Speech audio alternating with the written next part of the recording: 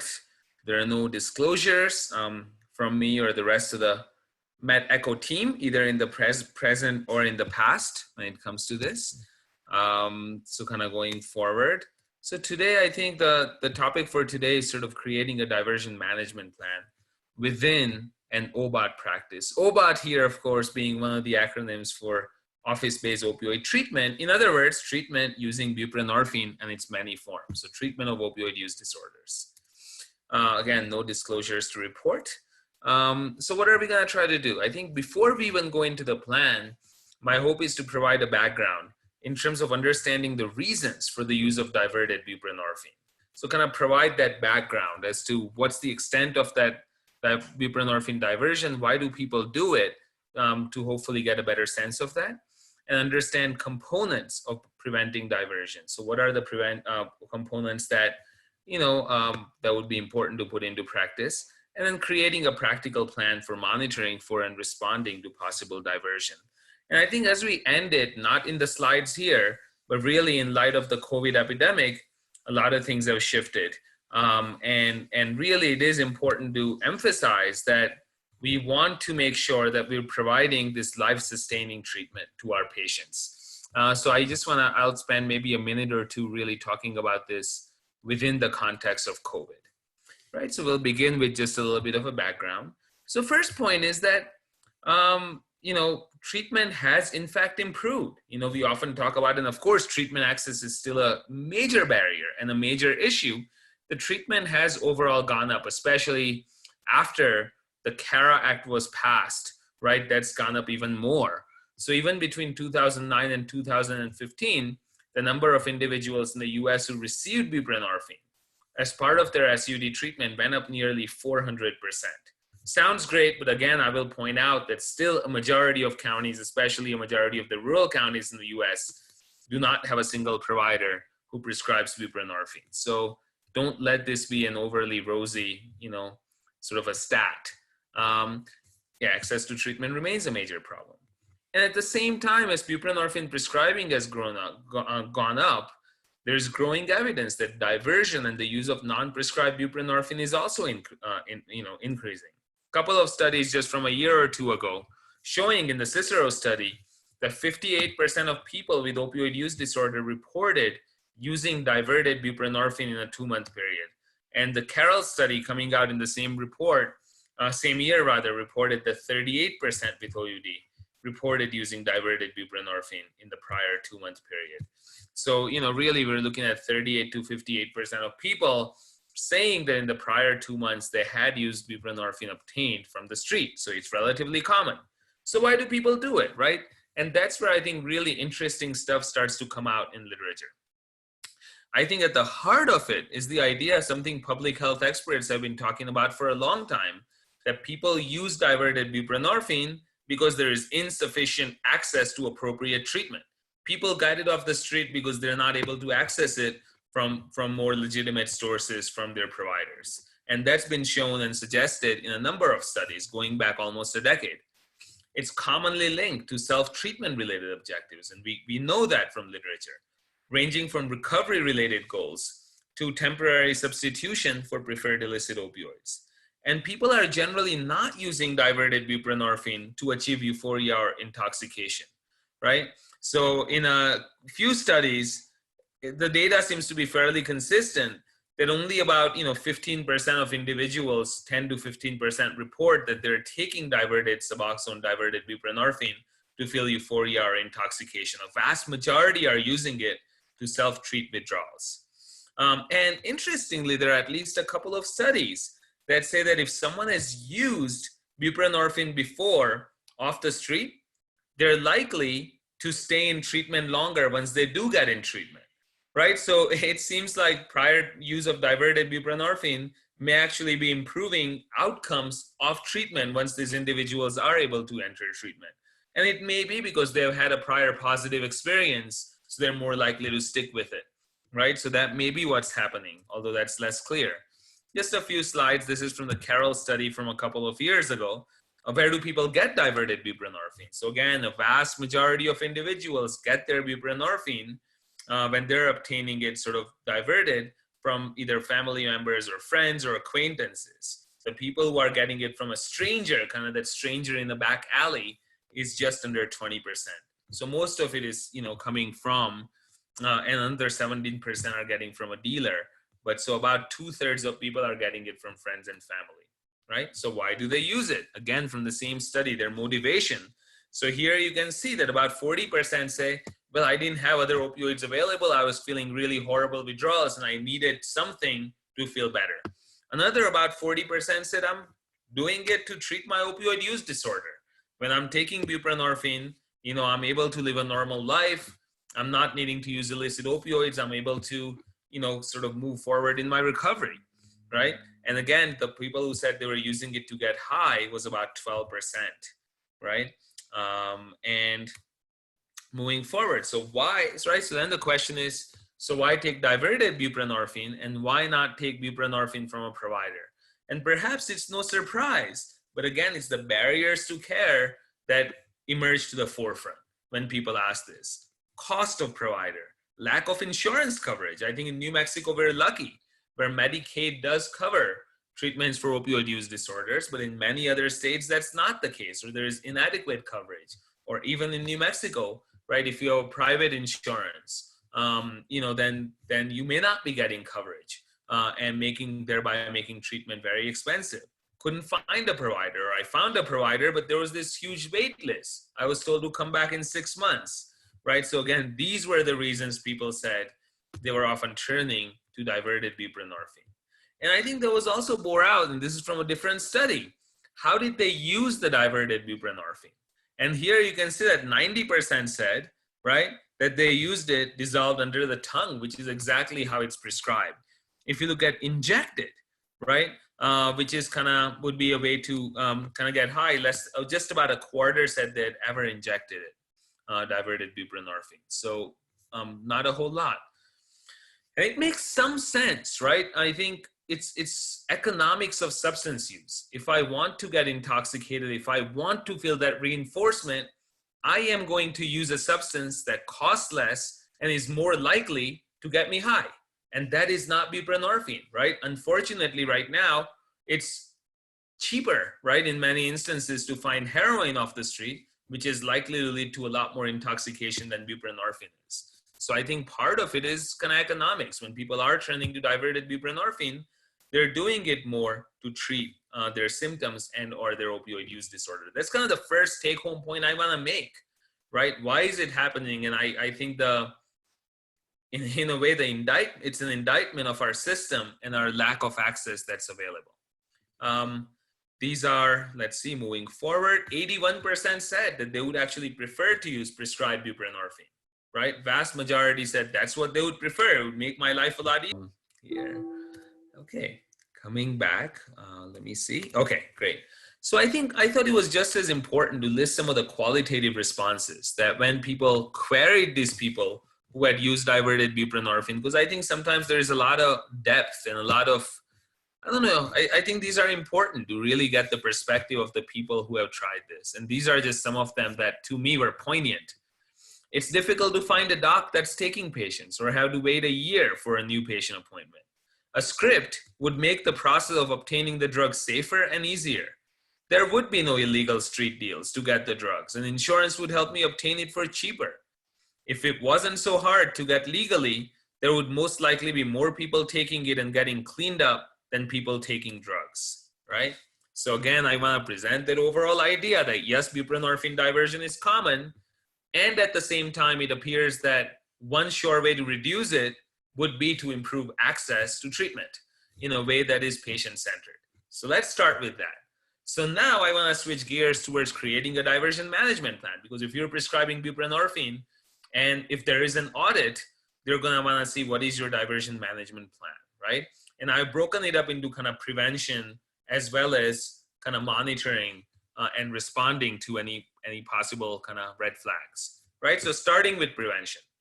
This is, again, common practices. It's important to know what the standard of care is, right? Locally as well as nationally. This is actually national data, but looking at kind of what are people doing? What are other providers doing to prevent diversion, right? Or minimize diversion. So they really say that assess patients, right? Vast majority say they basically use universal precautions. They assess everyone, all of their buprenorphine patients for diversion. They also say, kind of especially early on in treatment, the first 2 months of treatment, seeing them more commonly, right? About a quarter of providers say that early on, I may see them even once a week or more frequently. Another about a third will say, I see the patient once every 2 weeks. And about another 38% say they see them a month or less. But certainly early in treatment, we should be seeing them a month, at least once a month, if not sooner, right? Urine drug screening, checking urine drug screen specifically for buprenorphine. For doing a buprenorphine dip, 80% of providers do it, and I think it's a good practice, right? And random medication counts are done by about a third of providers, so less frequent. I will bring up here again that in light of COVID, one of the things that we're doing is trying to minimize patients from having to go into clinic and thereby reducing the risk on the patient as well as the community. And I think it is fairly accepted at this point. And in fact, if you look at the ASAM guidance, American Society of Addiction Medicine guidance document, it really is common practice right now to temporarily suspend urine toxicology along with random pill counts, etc. And that's sort of the approach we've taken, because the potential benefits of prescribing a medication that is life-sustaining, and we know is life-sustaining, outweighs the potential risks of doing so without those safety measures in place. So I think right now is a very special story where we're saying, hey, we're not gonna do toxicology screens, we're not gonna do pill counts, and we're gonna make sure you're getting this medication that could save your life, right? So right now is a pretty special scenario, but this is in general, this is what people are doing. So again, the first point is universal precautions. It's a standard of care. Every patient is potentially at risk. And we also don't want to discriminate from one patient to another. So things like treatment agreements, risk screening, ongoing assessments, urine toxicology, prescription monitoring programs, pill counts, not for necessarily for everyone, but for those at high risk. And those frequent visits, especially early in treatment, are all part of those universal precautions. Another prevention, I think this is a simple one, use the combination medicine. Use the buprenorphine naloxone combination medicine as opposed to the buprenorphine mono product, right? When cost is not a major barrier. We tend to reserve the buprenorphine only product in patients who have trouble affording the combination tablet and who have a history of stability in treatment and low diversion, or with arrangements for observed dosing. So we generally don't use it. Buprenorphine only product still remains the choice for pregnant women, although that's starting to shift. And in many places around the country, we are starting to see the use of combination, the buprenorphine naloxone combination, even during pregnancy, and it seems to be safe, right? So just a little thing in mind. Right? So why use the combination, right? What's the benefit of it? And this is a very interesting study where what they did was they took individuals, adults, who were kind of physiologically dependent on methadone. So people who had been taking methadone, and they started injecting various substances in this research context, right?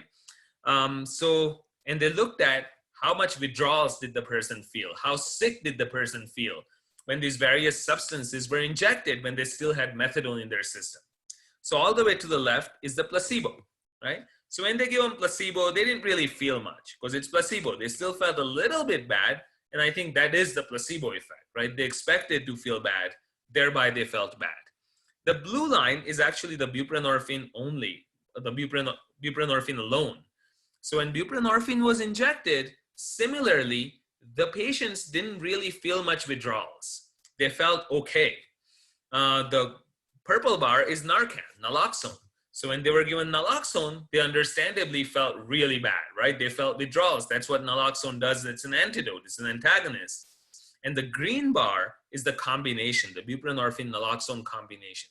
So when they were injected the combination medicine, right, they felt really bad. They felt a lot of withdrawals, right? So right there is the deterrent that if someone is using other opioids and if they inject the combination medication, they're going to feel withdrawals. And presumably the person is not injecting to feel withdrawals, right?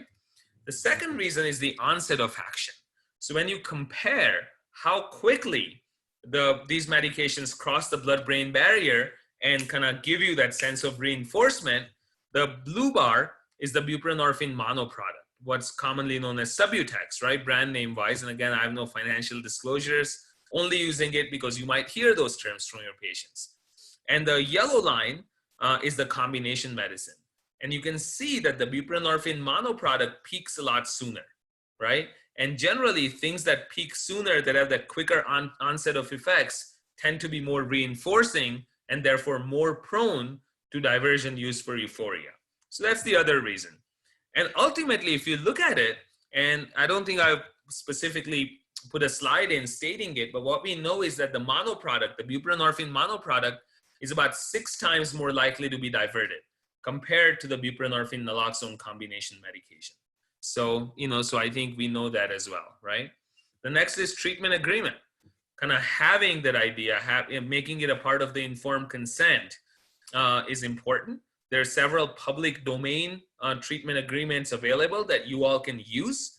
And you can go to the pcssnow.org website, awesome website, has lots of resources, including upcoming trainings, a lot of forms that you all can use. I always say this, it's a great website to visit. There are also, the SAMHSA publishes something called the TIPS, which are the treatment improvement protocols. And there are also treatment agreements included within those TIPS, and anyone can download them for free. And it is public domain, so you all can turn to that. But commonly, these are the things that may be included in treatment agreements. Come to the office punctually, be courteous in the office, right? Relatively kind of common sense yet important things. Don't come into the clinic intoxicated, under the influence of drugs. Don't sell, share, or give any medications to others. Agree not to deal, steal, or conduct other illegal or disruptive activities. Schedule visits is when you'll be given medications. Responsible safe storage. How are you going to store it so that your child or your pet doesn't get into the medications? Don't go to multiple providers or emergency departments, and follow all prescription instructions. These are commonly included, although different agencies will have different treatment agreements. Other considerations: checking PDMF for all new patients and regularly thereafter. Now actually the law in the state of New Mexico, right? You must do this. And prescribe a therapeutic dose that is tailored to the patient's needs. Generally, this is under 24 milligrams. There are some studies that show that as you go from 16 to 24 milligrams of buprenorphine, outcomes seem to improve, particularly treatment retention. So going up to 24 milligrams from 16, you may still get improving treatment retention, which is good, but really after 24 milligrams, you start seeing a plateauing of response. So generally, we say, and people are individuals, right? You may have some patients who need that higher dose and some patients who need that lower dose. What I always recommend is that periodically, just look at all your patients and do like a mean median mode, and make sure that's falling somewhere in that 16 to 24 milligram range to make sure that you're not consistently over or under prescribing the medication. So that's prevention. Next, I want to go into the monitoring aspect of diversion management plan a little bit. Aberrant behaviors. So aberrant behaviors are defined as kind of behaviors that may signal an impending problem, right? Or that something might be going on. So these are things we should all remain mindful for. And I'm just going to check the time. Good, we've got time. So things like positive toxicology screens.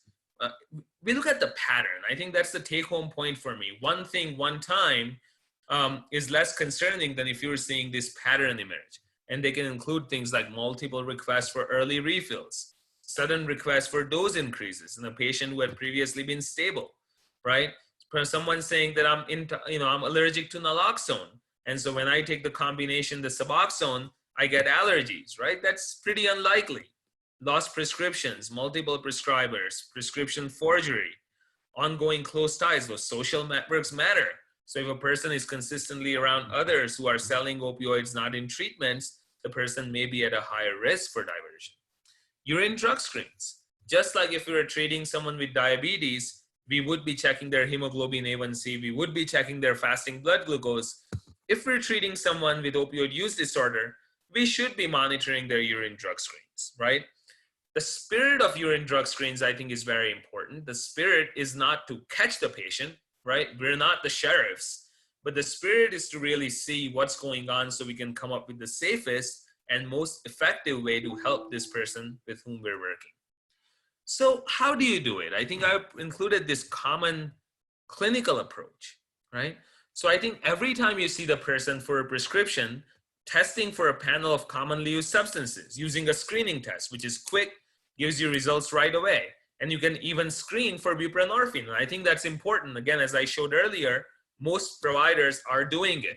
So say a patient comes to see you, you obtain a urine, not observed, it's not random because they're coming in, and you dip it to know what's going on.